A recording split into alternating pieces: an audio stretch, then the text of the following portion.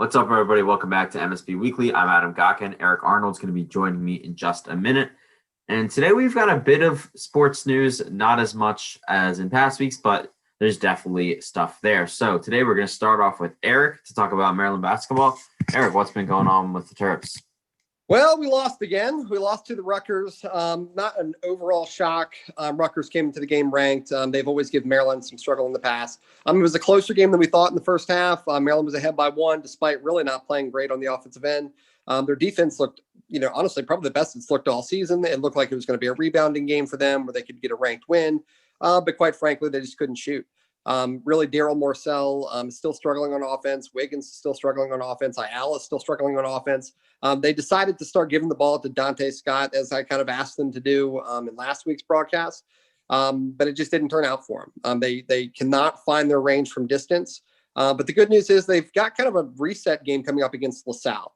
And really, for any of us who've ever played 2K or anything like that, where you just get frustrated and just want to reset the whole system and start over, this is that game before they enter the Big Ten schedule. They've got Purdue on Christmas Day. Once again, a road game.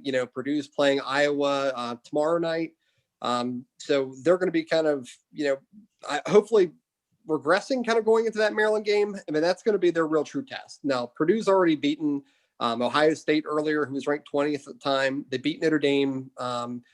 But this is one of those winnable games where it's going to kind of define the season because there's no real easy wins after this LaSalle game. And it's not a guarantee, but we all kind of know what this is. This is a game where Maryland should really come out and dominate. They've played the same team in St. Peter's, and they lost. And Maryland really plucked them to death and absolutely destroyed St. Peter's, put in 90 spot. That's the game where Hart put up 30. Where everyone kind of went nuts. But he really hasn't done much since then. So really, I'm really hoping this game is going to be a restart game for them, a chance to get the offense back on track. And one of the small factors that I hope plays in is the bench. I hope the bench gets a chance to get some minutes, find some rhythm, because they are not the same bench that we saw earlier in this year. They have not been prepared to play against some of the top tier opponents that they're going to need to play in the Big Ten.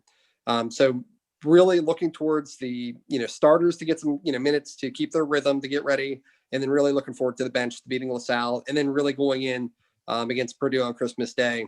And if they can win that one, it really changes the outlook of the season. Yeah, and now you kind of said they got a really, really tough schedule coming up after Purdue. It goes Wisconsin, Michigan. Those are two ranked teams.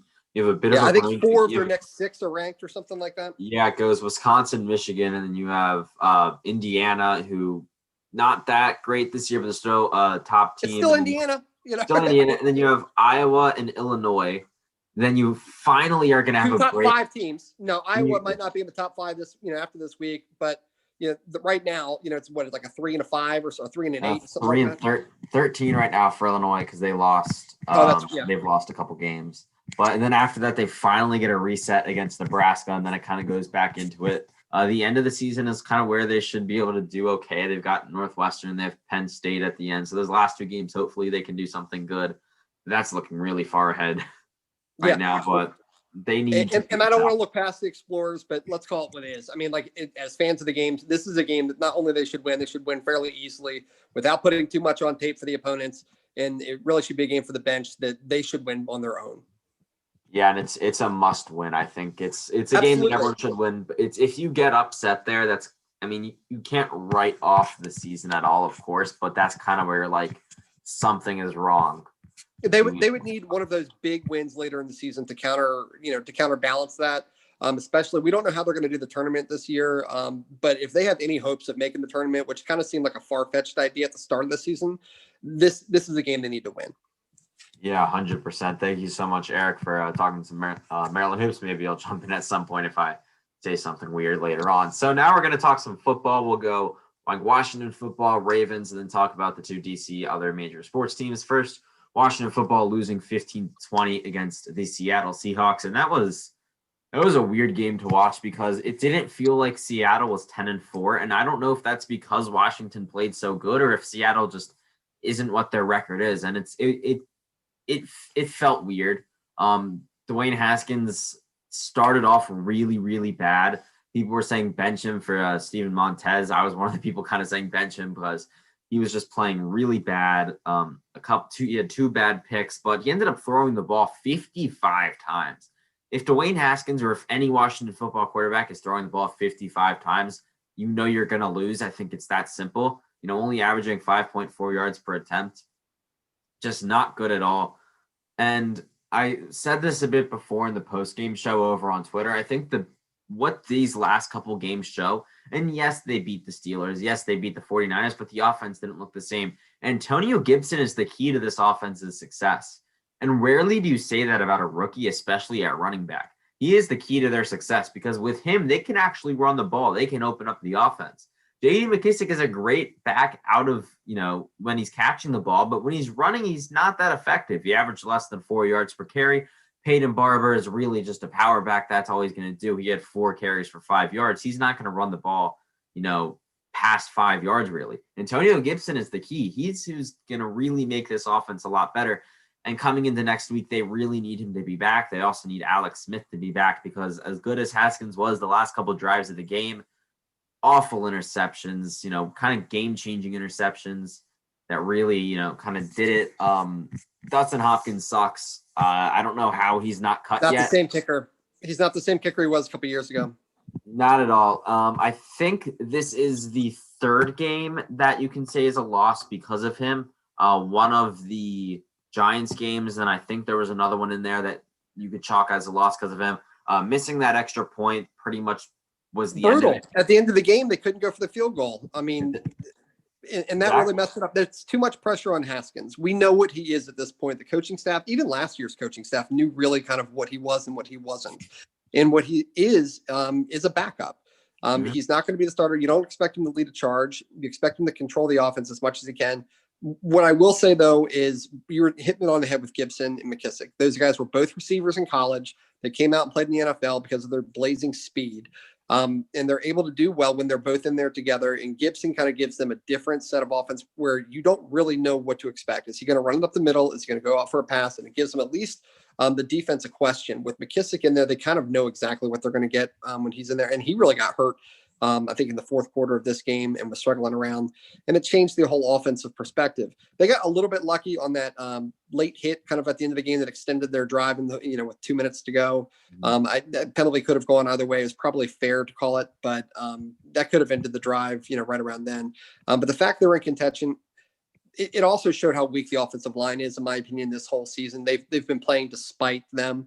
And really with Alex Smith playing so well, we don't necessarily have to go quarterback in this draft. Once again, we can look at the defense, the middle linebacker position, the tight end possession, but really the offensive line might be in a position to get somebody to help Alex Smith next year. Yeah, and Morgan Moses should not have been in the game at the end. He was definitely hurt. But I felt bad. Yeah, I mean, he was trying. He's a warrior out there, and he's doing everything he can, but he just wasn't ready. Yeah, definitely not. And, we'll talk a lot about offense for this game, and we have just because that's kind of where you look at. But the defense only allowing 20 points against the Seahawks, who are one of the best offenses in the NFL, at the end of the day, I think is really impressive, especially when you look at the fact that Everett is now out for the season. That's one of your starting safeties gone. Also, your top 2 linebackers were out. Cole Holcomb and, it's not Deion Hamilton. It is the other one with three names.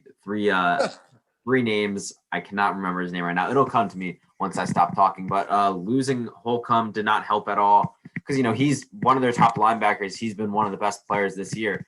And losing him was, not having him even play a snap hurt a lot. Kevin Pierre-Louis, the other one, that's who I was looking Kevin Pierre-Louis. Because when he's not in, that causes Thomas Davis, who is not at all the same player now. He is really slow. He just cannot really play in the NFL anymore. Say what you want about Del Rio. He might not be a great offense or a great head coach, but he's a heck of a defensive coordinator, and I really hope he stays. I mean, they need him to be there again. I hope there's no college job. I hope there's no other NFL job, or he gets recruited in. I'd like to see him stick around one more year with this defense, because that's really kept them in every single game this season. Yeah, I think my guess, if anything, is that Del Rio will be here for one more year, and then he'll lose for a head coaching job, but we'll see what happens there. I've also heard some stuff which really doesn't make that much sense. People are like Scott Turner as a head coach. Yeah, I think the problem with this not yet. He's not yet, and this is his first season calling plays, and like people are saying, oh, it's the most bland playbook, but what else are you really expecting him to do with these? Right. What do with you what he want? has, Andy Reid's offense? Is that what you want him to do? Because he's not going to do that.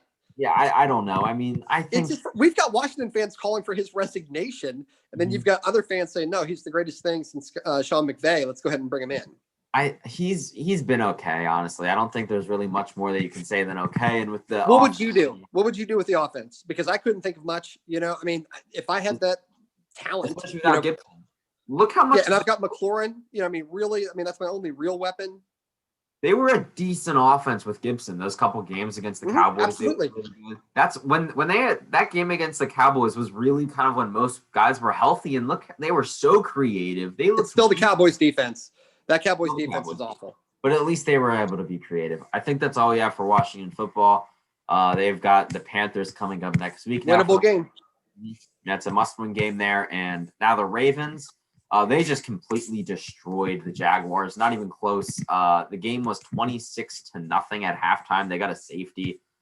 Just defense. Did the Jaguars know that the Jets were going to win, and that they were just making sure there was no chances? They're entering that Trevor Lawrence sweepstakes now.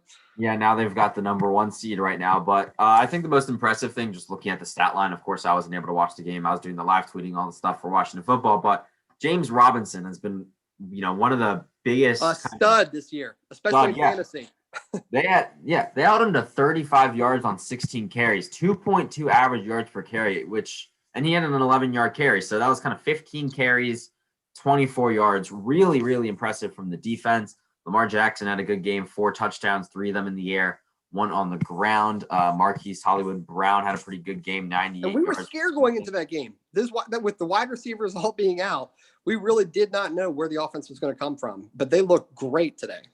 Yeah, and I think they forced 4 fumbles and recovered a 5th, although the 5th was actually an offensive fumble. But 4 forced fumbles, this says, are here, which is they fumbled the ball 4 times. I'm sorry, I'm looking at I'm confusing myself with the box score. They fumbled the ball 4 times, yet somehow didn't lose any. That's got to be frustrating for them. That's going to be something they're going to have to fix. Sorry about that. I'm a bit all over the place with this game. No pressure with me, man.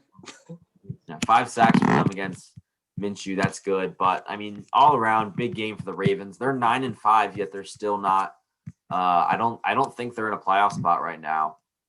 They're really kind of stuck in between. Everything else needs to happen.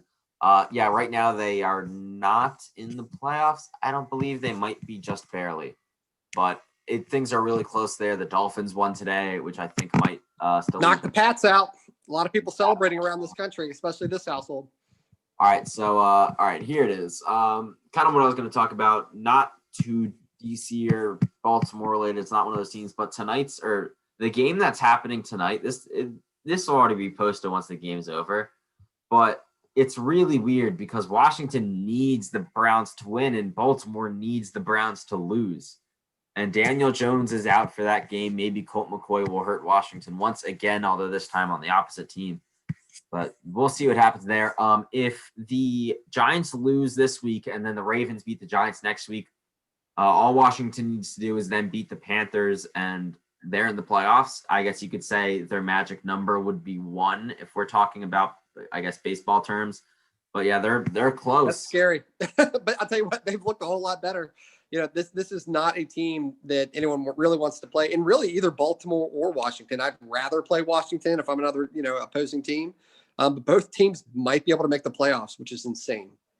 Yeah, definitely. All right. So I think that's all we have on the pro football terms. I think we're going to talk maybe like a minute of college football at the end. But the Wizards now, preseason ended. They ended up going 1-2. Russell Westbrook only played one of those games, and he played pretty well. They beat the Pistons. That was their 1 win. I think the biggest takeaways, I think there's really kind of 2 takeaways that we can see from the Wizards preseason. One is that Thomas Bryant is going to continue the form that he was in for the bubble. He's been absolutely outstanding. In 25 minutes against the Pistons in the last preseason game, he had 22 points and 7 rebounds. And that Deni Avdija is the real deal. He's the real deal. I was calling it a crapshoot the very first week we did this. And I was saying, we don't know. Is he Luka? And I was comparing him. And then you watch his first game and you're saying, oh my gosh, we got a steal. This guy might be the real deal. And he seems to fit that offense really well, which is already really good. And he seems to be almost a key centerpiece in that. They can do a lot of different things to help expose that offense. Yeah, and I don't know what they're gonna do there, because they could start him, they could start Troy Brown, or if they really want to, they could have Bonga in there just for defensively. We'll see what Scott Brooks does. It's exciting though. It's exciting to be a Wizards fan. You can't help but get excited. It is, and their first game comes up. I think it is on the day after Christmas Day, right? They play the 76ers to start. We'll see what happens there. The 76ers are obviously pretty good. They've been good recently. They've got Ben Simmons, Joel Embiid. We'll see how they do. I mean, Wizards games will be very entertaining this year. I think they're going to score some points this year. It's going to come up to the defense. Really high scoring games. They just don't have a defense. Russell. Interesting though, Bradley Beal, when we talked in this first week, we didn't know, we talked about defense and we said the ability to hustle, and in practice and everything else. That's all you've heard about Russell Westbrook so far. It's the exact thing that we predicted, was that his intensity, both in practice and in these games, was more than what they were used to. And I really think that's going to be the difference between 5 and 10 games for them in the regular season. And if we're talking playoffs, it really could be a cultural change for the Wizards, which is a huge deal. Yet somehow that's kind of been something that's hurt Westbrook a bit in the playoffs in the past. He kind of goes too far and then messes things up. Hopefully that's not the case here in Washington. But I think that's all we have for Wizards. There's, of course, going to be more next week once the actual season starts and we can see what they're actually going to do. So kind of the last news for DC. The Caps are officially back. 56-game season beginning on Wednesday, January 13th. That season will conclude on May 8th. It's going to be a bit of a kind of weird playoffs and weird regular season because Canada, all the Canadian teams have their own division. It's kind of 4 divisions, like 1 division of 7 and then 3 of 8. And it's going to be only interdivision games, which means Washington's going to play Pittsburgh 8 times, which will be interesting the 8th time. Why not? Let's do it. Let's play Pittsburgh as much as possible, Yeah, that'll be interesting. The Lundqvist news was, not ideal. I felt terrible about that. Yeah, Lundqvist out for the season. I think there's a heart condition. That's not great. But so they're hoping that season is going to end in mid-July. And then next year, everything will be back to normal, regular season starting on time. That's kind of the hope. They're saying that the normal hockey calendar hopefully will be back for 2021-22 when the Kraken join the league. So, that's going to be our normalcy when there's a new team back in the league. How much pressure is on the Kraken, by the way, if they don't make the Stanley Cup Finals in their second year? Yeah, but that's also something that we'll be looking towards by the end of the year, of course, for expansion draft stuff. They lost Nate Schmidt last time. We'll see what they do here. So I think that's all the news that we have for the pro sports. And we obviously talked about Maryland basketball at the beginning. A bit of a short, little thing about Maryland football. They had their signing day this past week. Top 20 class in the country. They got a big flip too. Their top recruit, Damian Chop Robinson, is going to be a star at kind of outside linebacker. I think their top 5 guys are all either defensive linemen or rushing outside linebackers. So that defensive line is going to be really young and really good. And then on January 2nd, they have Derek Lewis, a 5-star recruit. He played, I think, in his state championship game in Florida. I think on his helmet, he had a Maryland sticker. He sure did. They didn't have a Miami one, but then didn't have a Tennessee one. But on his he was already committed to Tennessee, decided to quit. I think that factors in too. Does he want to go back there? Does he want to go to Maryland? Now he had, a Maryland on one cleat, Tennessee on the other, but he did have that Maryland sticker, which we're all hanging on to. Yeah, and he's the top 20 player in the country. That would be absolutely huge at middle linebacker. And I believe I saw somewhere that he's already signed his letter of intent. He's just not officially announced. Hasn't announced. I've read that rumor. But fingers crossed. That would be an early, or I guess a Christmas present, for us, if that's true. Yeah, we'll see with that. I guess kind of local high school news. Tristan Lay out of Robinson High School in Virginia. He's one of the top players in the state of Virginia. He'll be committing on January 2nd too. None of the local schools are in his mix. He's just kind of going to go to one of the big schools. But Eric, do you have anything else to say? Because that could be all that we have for this week. No, at the same time, not too much. Yeah, no. Honestly, this has been fun. Happy holidays to you, because I don't think we'll see you until after the holiday break. But I look forward to seeing what happens. Let's go Terps. Yeah, happy holidays, everyone. Thank you all so much for joining us once again on MSB Weekly. We will see you guys next week. Make sure to follow us on Twitter, Instagram, YouTube, all Maryland Sports Blog. Check out all the stuff on the website for writing. Thank you all so much for joining us. We will see you all next